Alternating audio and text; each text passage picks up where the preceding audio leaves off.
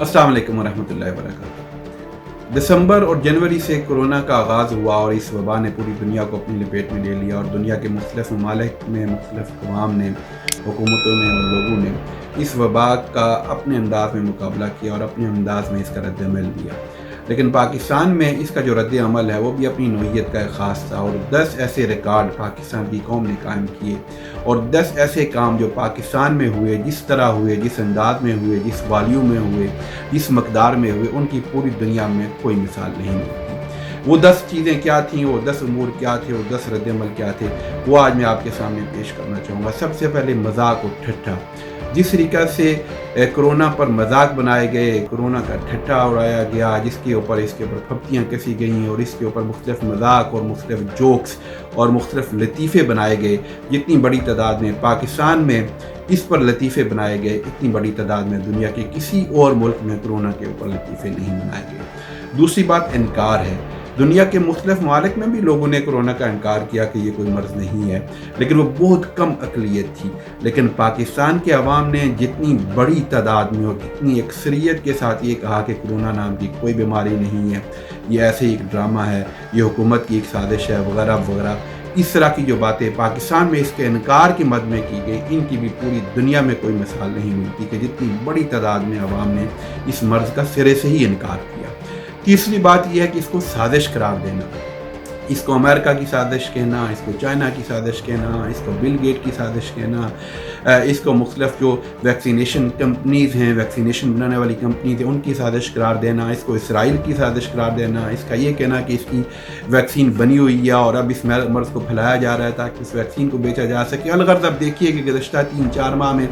کتنی بڑی سازشی تھیوریاں پاکستان میں آئیں، اور آپ نے دیکھیا کہ وہ ساری کی ساری تھیوریز، ان میں کوئی حقیقت نہیں تھی، لیکن جتنی بڑی تعداد میں پاکستانی قوم نے ان سازشی تھیوریز کو اپنایا اور ان کو قبول کیا اور ان کو پروموٹ کیا اور ان کو لوگوں تک پہنچایا، اور ابھی بھی بڑی تعداد میں لوگ ان سازشی تھیوریز کے اوپر یقین کرتے ہیں۔ اتنی بڑی تعداد میں سازشی تھیوریز کو نہ دنیا کے کسی اور ملک میں پروموٹ کیا گیا، اور نہ ہی دنیا کے کسی اور ملک میں بڑی تعداد میں لوگوں نے اس طرح کی سازشی تھیوریز اور کنسپیریسی تھیوریز کو درست سمجھا۔ ان 3 امور کی وجہ سے جو چوتھا عمل اس کا نتیجہ جو پیدا ہوا وہ بے احتیاطی ہے، کہ کچھ نہیں ہوتا، یہ کوئی فرق نہیں پڑتا، کچھ ہمیں نہیں ہوگا۔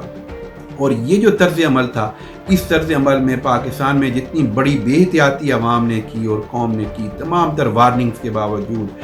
تمام تر حکومتی ایک طرح کی جو اقدامات تھے یا حکومت کی طرف سے جو تدابیر اپنانے کے لیے کہا گیا تھا، اس سب کے باوجود جتنی بڑی تعداد میں ہمارے عوام نے بے احتیاطی کی، اس بے احتیاطی کی بھی کوئی مثال دنیا کے کسی اور ملک میں آپ کو نظر نہیں آئے گی جتنی بڑی تعداد میں پاکستان کے عوام نے بے احتیاطی کی۔ 5ویں بات عدالتوں کی مداخلت ہے۔ جس طریقے سے پاکستان میں عدالت نے سو موٹو لے کر اس کے اوپر ایک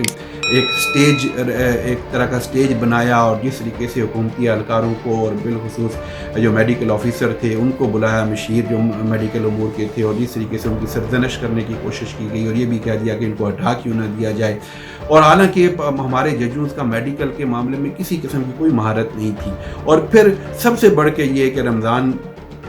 کے آخری دنوں میں جس طریقے سے عدالتوں نے حکم دیا کہ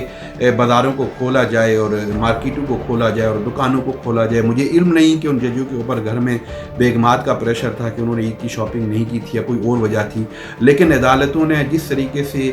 بازاروں کو کھولنے کا حکم دیا، مارکیٹوں کو کھولنے کا حکم دیا اور اس معاملے میں مداخلت کی، اس طرح کی مداخلت عدالتوں کی کورونا کے معاملے میں، اس وبا میں، اس پینڈیمک میں دنیا کے کسی اور ملک میں آپ کو نظر نہیں آئے گی جس طریقے سے پاکستان میں یہ مداخلت کی گئی۔ پھر آگے چھٹا جو رد عمل تھا، چھٹا جو ہمارا ریکارڈ ہے وہ میڈیا کا ریکارڈ ہے، کہ جس طریقے سے پاکستان نے میڈیا میں اس میں منفی کردار ادا کیا۔ دنیا کے دیگر ممالک میں بھی میڈیا کا کردار ہے، آزاد میڈیا ہے پوری دنیا میں، لیکن وہ میڈیا ایک آپ یہ سمجھیں یکسوئی سے اپنے عوام کو، پوری دنیا کا میڈیا ایک ہی ڈائریکشن میں لے کے جاتا تھا، اور وہ ڈائریکشن یہ تھی کہ احتیاطی تدابیر اختیار کی جائیں، اور حکومتی پالیسی کے اوپر بھی اگر تنقید ہوتی تھی تو یہ ہوتی تھی کہ وہ حکومتیں اس حوالے سے وہ اقدامات کیوں نہیں کر رہی جو عوام کے جان و مال کے تحفظ کے لیے یقینی ہو. لیکن پاکستان کے میڈیا کا بھی جو کردار آپ کے سامنے ہے اس پورے عرصے میں جو کردار رہا وہ انتہائی منفی تھا, وہ پروڈکٹیو نہیں تھا, وہ فائدہ مند نہیں تھا, بلکہ اس سے مسئلے کو مزید پیچیدہ کیا, لوگوں کے ذہنوں میں مزید شکوک و شبہات پیدا کیے, لوگوں کو یکسو کرنے کے بجائے لوگوں کے ذہنوں میں اور ان کے خیالات میں مزید تفریق پیدا کی. اس کے بعد جو 7واں کام ہے وہ سیاست ہے, پولیٹکس ہے. کرونا کے اوپر پوری دنیا میں سیاسی جماعتیں ہیں, جمہوریت ہے, سیاسی مخالفتیں ہیں, لوگ ایک دوسرے کی مخالفت کرتے ہیں, اپوزیشن ہے, حکومت ہے, اور بعض اوقات مختلف صوبوں میں مختلف ذیلی جو اکائیاں ہیں ان پر ڈیفرنٹ جماعتوں کی حکومت ہے. لیکن جو سیاست کا تماشا کرونا کے اوپر پاکستان میں لگایا گیا اور جس طریقے سے اس کو سیاسی مقاصد کے لیے استعمال کرنے کی کوشش کی گئی, اپوزیشن نے یہ کوشش کی کہ اس کی وجہ سے حکومت کو بدنام کیا جائے اور حکومت کو ہر طور میں ناکام بنانے کی کوشش کی. اس طرح کی مثال بھی دنیا کے کسی اور ملک میں آپ کو نظر نہیں آئے گی. اور پھر مرکز میں اور صوبے میں جو ایک عدم تعاون کی صورتحال تھی, کوہین کا فقدان تھا, ایک یکسوئی کا فقدان پاکستان میں ہمیں نظر آیا. اگرچہ سندھ میں پیپلز پارٹی کی حکومت تھی, لیکن پنجاب میں تو پی ٹی آئی کی اپنی حکومت تھی, لیکن اس کے باوجود پنجاب اور فیڈریشن میں بھی آپ کو وہ یکسوئی نظر نہیں آئی جو یکسوئی درکار ہوتی تھی. 18ویں ترمیم کا بہانہ بنایا گیا, حالانکہ پوری دنیا میں مقامی حکومتیں ہیں اور بہت سارے اختیارات مقامی حکومتوں کو ہیں. یہاں یورپ میں, برطانیہ میں, دنیا کے ہر ملک میں مقامی حکومتوں کو بے شمار اختیارات اور خودداری اور خود مختاری حاصل ہے. لیکن اس خود مختاری کے باوجود جب یہ کرونا کی مرض آئی تو تمام مقامی حکومتوں نے, خواہ صوبائی ہوں خواہ لوکل گورنمنٹس ہوں, انہوں نے جو مرکز سے دی گئی پالیسی تھی اس کو مکمل طور پہ اپنایا اور اس کے اوپر کسی قسم کا اعتراض نہیں کیا, بلکہ اس کو نافذ کیا تاکہ پورے ملک اور پورے قوم کا کرونا کے ساتھ جو مقابلہ کرنے کی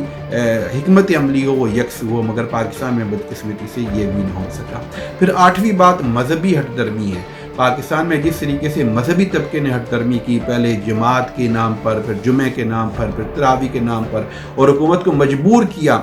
کہ وہ انہیں اجازت دے مساجد میں جا کر اجتماعی صورت میں نماز پڑھنے کی, اور ایک سو کارڈ قسم کی ایک ایس او پیز بنائی گئی جن ایس او پیز کا عملاً کوئی بہت زیادہ اثر کرونا کے اوپر نہ ہو سکا. اس کی بھی مثال پوری دنیا میں نہیں ملتی. پوری دنیا میں سب سے زیادہ تعداد میں اس وقت جو لوگ ہیں وہ مسیحی ہیں, اور ان کا سب سے بڑا جو تہوار ہے وہ ایسٹر ہے. کرسمس ان کا ثقافتی حوالے سے بڑا تہوار ہے, لیکن ایسٹر ان کا مذہبی بہت بڑا تہوار ہے. اور یہ ایسٹر کا تہوار کرونا کی اسی لاک ڈاؤن کے دوران آیا, کسی چرچ کی طرف سے, کسی کیتھولک کی طرف سے, پوپ کی وجہ سے, پروٹسٹنٹ کی طرف سے, عیسائیوں کے, مسیحوں کے کسی فرقے کی وجہ سے یہ نہیں کہا گیا کہ ہم تو ایسٹر کے لیے عبادات کریں گے یا ایسٹر کے تہوار کو منائیں گے یا اس کے لیے شاپنگ کریں گے یا یہ کریں گے یا وہ کریں گے. کسی نے کوئی ایسی بات نہیں کی. لیکن پاکستان کے مذہبی طبقے نے ایک ہٹ درمی کا مظاہرہ کیا. اس ہٹ درمی کے نتیجے میں حکومت کو مجبور کیا, اور اس کا جو نتیجہ نکلا آپ دیکھیں کہ رمضان کے بعد اور عید کے بعد کتنی بڑی تعداد میں کرونا پاکستان میں پھیلا. پھر اس کے بعد کرونا کے اوپر کاروبار بھی کیا گیا. ادھر ماسک بنانے والوں نے کوشش کی کہ وہ اس کے ذریعے زیادہ سے زیادہ پیسے کمائیں. اسی طرح سینیٹائزر جو ہینڈ سینیٹائزر تھے اور اس طرح کی جو چیزیں تھیں ان کے اوپر ان کو کتنے مہنگے داموں بیچا گیا. حالانکہ کرونا کی ایک ایسی صورتحال تھی جس کے اوپر انہیں اپنی قیمتوں کو کم کر دینا چاہیے تھا اور لوگوں میں عام تقسیم کرنے کی کوشش کرنی چاہیے تھی. لیکن لوگوں نے اس پر بھی پیسہ جہاں کمایا جا سکتا تھا لوگوں نے پیسہ کمانے کی بھرپور کوشش کی. اور جو 10ویں بات پاکستان میں ریکارڈ قائم ہوا کہ کرونا کے جتنے ماہرین پاکستان میں پیدا ہوئے اس عرصے میں دنیا کے کسی اور ملک میں اتنی بڑی تعداد میں ماہرین پیدا نہیں ہوئے. ہر کوئی ایک ماہر بنا پھرتا ہے اور ہزاروں کی تعداد میں دیسی ٹوٹکے پاکستان میں مشہور کیے گئے کہ ان کے ذریعے کرونا کا علاج ہو سکتا ہے. حالانکہ ان دیسی ٹوٹکوں میں سے کسی ایک کا بھی کرونا کے علاج کے ساتھ کوئی تعلق نہیں تھا اور نہ ہی کوئی کرونا کا صحیح معنوں میں علاج بن سکتا ہے. تو یہ جو 10 چیزیں تھیں جن میں پاکستان کی قوم نے ریکارڈ قائم کیے, یہ یقیناً ایک ریکارڈ ساز پاکستان کی قوم کا رد عمل تھا اس کرونا کے لیے. اور اس ریکارڈ قائم کرنے کی وجہ ہے کہ آج پاکستان میں بہت بری طرح کرونا پھیل چکا ہے. میری آج بھی سینکڑوں کی تعداد میں پاکستان میں اپنے دوست احباب سے بات ہوئی ہے واٹس ایپ کے اوپر میسیجز کے ذریعے, اور تقریباً ہر جگہ سے جو مجھے معلومات مل رہی ہیں وہ یہی ہیں کہ ہر دوسرے تیسرے گھر میں اس وقت کوئی نہ کوئی بخار, نزلہ, زکام اور گلے کے درد اور کھانسی میں مبتلا ہے. اور کورونا پاکستان کے شہروں میں بہت تیزی سے پھیل رہا ہے. اب بھی وقت ہے ان 10 ریکارڈوں کو ایک طرف رکھیں اور احتیاط کا ریکارڈ قائم کریں احتیاطی تدابیر کو اختیار کریں اور ان سب چیزوں کو اختیار کریں جو سائنٹسٹ ہمیں کہتے ہیں، جو ڈاکٹرز ہمیں کہتے ہیں۔ اور 11واں جو ریکارڈ ہم نے قائم کیا کہ ڈاکٹرز کی جو متفقہ آراء تھیں ان کو ہم نے کلیتاً حکومتوں نے بھی اور ہمارے عوام نے بھی رد کیا۔ اب ایک ریکارڈ قائم کریں کہ جو میڈیکل اسپیشلسٹ کہتے ہیں، جو ڈاکٹر کہتے ہیں، ان کی ہدایات کے اوپر عمل کریں۔ خدا کے لیے ان کی ہدایات کے اوپر عمل کر کے ہی ہم کورونا کی اس وبا کو کنٹرول کر سکیں گے۔ اگر ہم ان احتیاطی تدابیر پر عمل نہ کر سکے تو کورونا بہت پھیل چکا ہے، یہ مزید پھیلے گا۔ ہمارے ملک کی ہیلتھ سیکٹر میں، ہمارے ملک کے میڈیکل سسٹم میں وہ کیپیسٹی نہیں ہے کہ وہ کورونا کی بڑی تعداد میں مریضوں کا جو سیریس کنڈیشن میں چلے جائیں گے ان کا علاج کر سکے۔ نہ ہی پاکستان کی اکانومی میں وہ سکت ہے کہ اس طرح کے لاک ڈاؤن کا